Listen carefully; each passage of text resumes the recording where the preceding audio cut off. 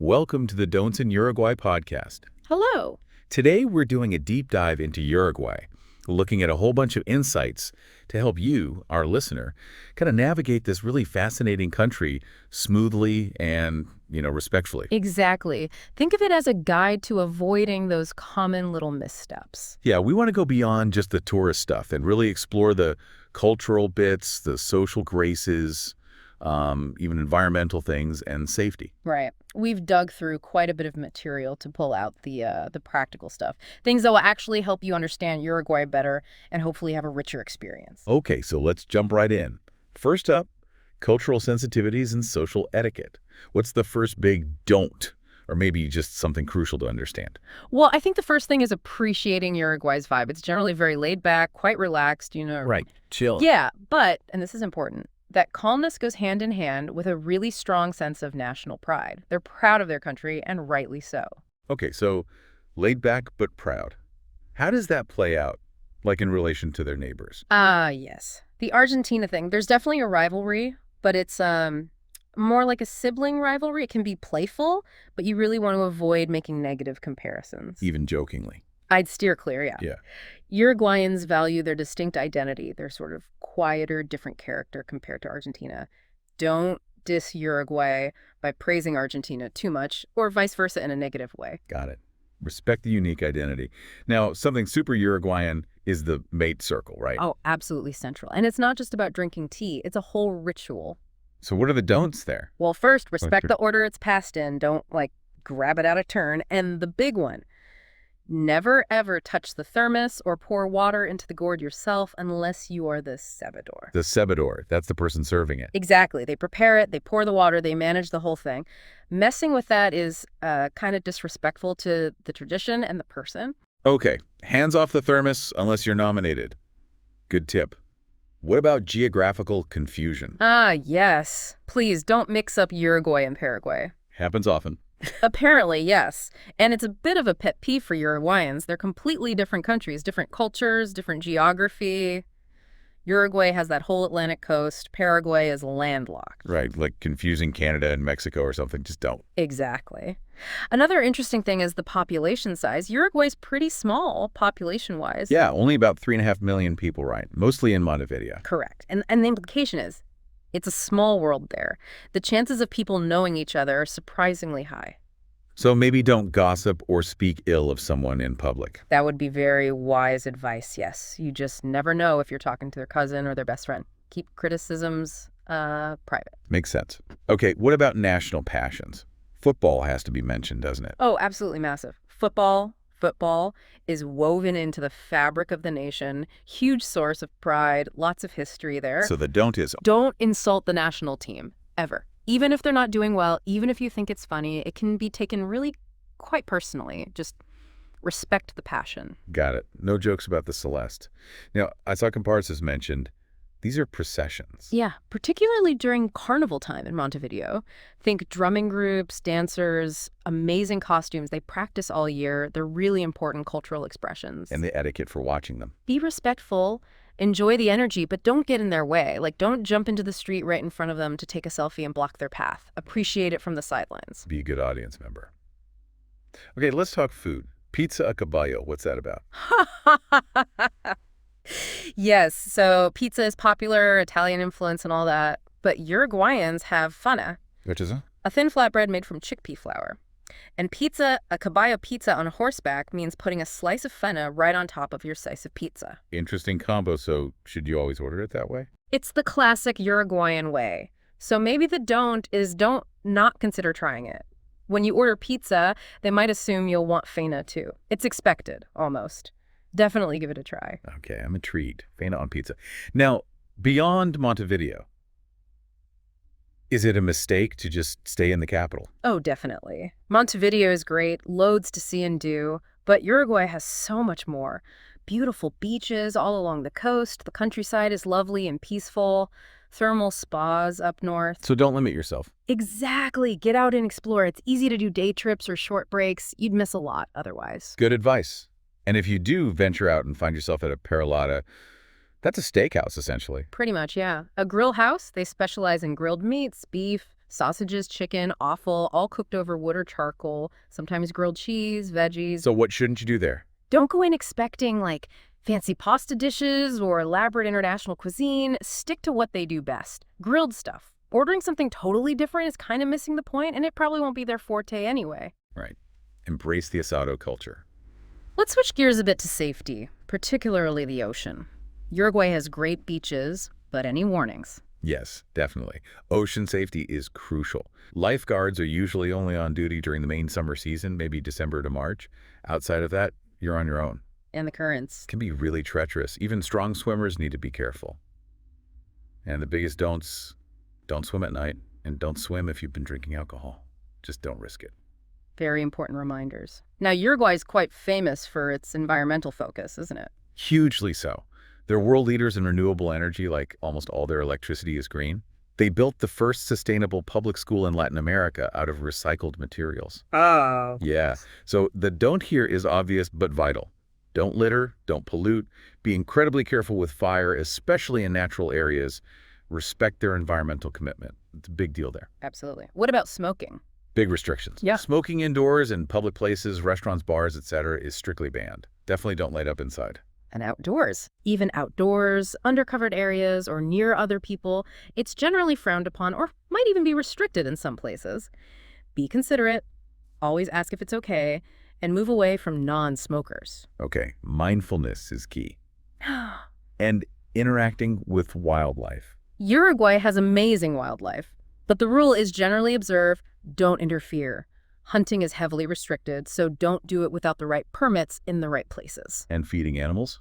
No, probably best not to, especially human food, which can be really harmful. If you see baby animals or nests, just leave them alone. The parents are likely nearby. Respect their space. Good rules for anywhere, really. Okay, here's a specific one, the okay hand gesture. Ah, yeah. The thumb and forefinger circle. Don't use it. In Uruguay, it's actually considered quite obscene or offensive. Really? Wow, okay, definitely avoid that one then. Good to know. What about voicing opinions about Uruguay itself? You know, as a visitor anywhere, it's generally best to keep strong criticisms of the local culture or customs to yourself, or at least phrase them very carefully and respectfully. Be an observer, not a critic. Pretty much. Uruguayans are proud of their way of life. An open mind and respectful curiosity go a long way. Makes sense. And personal space. Closer or further apart than, say, North Americans or Northern Europeans. Generally a bit closer. Don't be surprised if people stand nearer to you when talking. It's just the cultural norm, not meant to be intrusive. Just roll with it. Okay, what about time? Are Uruguayans punctual? It's a bit nuanced. For social things, being 10-15 minutes late might be perfectly normal, expected even. But for business or more formal appointments, listen for the phrase hora inglesa. English time. Exactly. If someone says hora inglesa, that means be absolutely on time. Punctuality is expected then. Otherwise, a little flexibility is common, especially in business where a 15-minute delay isn't unusual. Hora inglesa, the magic words for punctuality. Got it. How about dressing? Any don'ts there? Generally, Uruguayans tend towards conservative dress, especially outside of beach resorts. For men in business or formal events, a dark suit is standard. And casual wear. Are shorts okay in the city? Probably not the norm for men in Montevideo unless it's really hot or you're clearly being very casual. Board shorts are fine for the beach, but the very tight Speedo-style swimwear might get you a few looks. Women's fashion also tends to be fairly conservative, though obviously styles vary. So maybe err on the side of slightly more dressed up than you might at home. That's often a safe bet, yeah. Now, if you get invited to someone's home, that's a great sign. What should you expect and what shouldn't you do? Expect warmth and hospitality. You'll likely meet the whole family, maybe extended family too. It's often informal, maybe centered around an asado, a barbecue. Sounds lovely. It is. Children are usually included and stay up late. Don't be surprised if they ask to see photos of your kids if they're not with you. And bringing a small gift is a nice touch, maybe something from your home country, or flowers for the hostess. Don't show up empty-handed if you can help it. A little token of appreciation. Good advice. What about first impressions based on appearance? Is that still a thing? Historically, yes. Like in much of Latin America, appearance mattered for first impressions. There was maybe an assumption that foreigners were well off. So don't look scruffy. Well, it's evolving as Uruguay sees more diverse visitors. But yeah, making a bit of an effort to look presentable probably doesn't hurt. It just shows respect. Okay. And one last etiquette point. addressing people in shops or restaurants? Use polite forms like señor and señora. It just makes a good impression, shows courtesy. Even if interactions are generally informal, politeness is always appreciated. Excellent. That's a ton of really helpful cultural stuff. Hearing all this about the lifestyle, the culture, the beautiful country, Yeah. it really makes Uruguay sound appealing. It is a wonderful place. And for anyone listening who's maybe thinking beyond just a visit, perhaps even considering making Uruguay home, you should definitely check out realestate-uruguay.com. Yeah, they'd have lots of information if you're exploring that possibility, finding a place amidst those lovely landscapes. Okay, so we've covered a lot of the cultural and social don'ts. Let's touch briefly on crime and safety. It's important to be realistic, right? Absolutely. Uruguay is generally considered safe, especially compared to some other parts of the region, but like anywhere, it faces challenges. There are issues with crime and drugs. Homicide rates have been a concern sometimes. Yes, that's been discussed. Although overall, crime rates can fluctuate. Sometimes theft goes down. Other times violence is more of a focus. It's not crime-free, so awareness is key. And their drug policy is quite unique, isn't it? Decriminalization. That's right. Personal possession and consumption of drugs, up to a certain limit for cannabis, for instance, isn't a crime. It was framed as a public health approach. But that doesn't mean trafficking is okay. No, absolutely not. Trafficking remains illegal. And there are ongoing debates about the effects of the policy, including concerns about trafficking networks. It's complex. And prisons. Any issues there? Like many places, overcrowding in prisons is a significant challenge they're working to address. Okay. What about organized crime? Is it like big cartels? Generally, it's understood to be more like looser networks involved mainly in drug trafficking, maybe some extortion, sometimes with links to prisons and potentially some foreign influence, but not typically the highly structured cartels you see elsewhere. So crime exists, things fluctuate. How does it stack up against neighbors like Argentina or Chile? Historically, Uruguay has often been seen as having lower rates of certain violent crimes compared to some neighbors, but homicide rates have sometimes been higher than, say, Argentina or Chile in specific periods. It really varies and changes over time. Regional trends also show increasing violence in some areas. So bottom line, be aware, take standard precautions. Exactly. Be sensible, especially with road safety. Driving can be challenging, and some areas might not be well lit at night. Using official taxis or ride shares, especially after dark, is generally a good idea rather than walking alone everywhere. Keep an eye on your belongings in busy spots. Standard travel smarts. Good practical advice. Okay, let's briefly touch on societal norms. Maybe understanding Uruguayan men and women a bit better helps avoid cultural missteps, keeping in mind things are always changing. Sure, historically you'd see more traditional gender roles, men perhaps as the main authority, women managing the home, but that's definitely evolving. Towards more equality. Yes, there's a definite shift. You see more shared domestic responsibilities, more women in the workforce and education.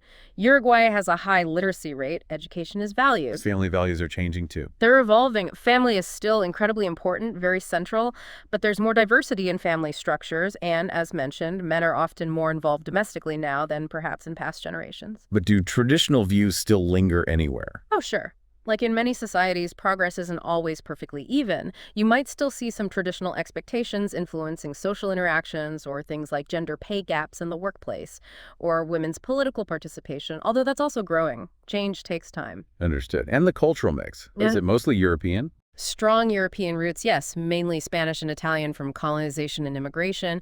But there's also an important indigenous heritage, mainly from the Charrua people, which is increasingly recognized and valued. It's a blend. Interesting. And what about their general approach to life? There seems to be a real emphasis on social life, enjoying leisure time, work-life balance. That tranquilo or calm pace of life is something many Uruguayans seem to value. Spending time with family and friends is key. Sounds appealing. And general personality traits often mentioned. Often described as having a strong sense of social justice, quite progressive attitudes generally. Deep connection to their culture, as we've discussed. Communication is usually warm, pretty direct. They value trust and closeness in relationships. That paints a really rich picture. Thanks. It feels like understanding these don'ts is really about showing respect and engaging more deeply. Exactly. It helps you navigate things smoothly and appreciate the nuances of this really welcoming country. And again, if hearing about Uruguay's unique charm and quality of life makes you think about putting down roots, remember to check out realestate mate-uruguay.com for more info. It's a great resource if you're seriously considering it. So we hope this deep dive into the don'ts of Uruguay has been insightful. Hopefully it helps you appreciate the country even more. Knowing these things from mate etiquette to environmental awareness just makes for a better, more respectful interaction all around. Absolutely. Thank you for listening to the Don'ts in Uruguay podcast.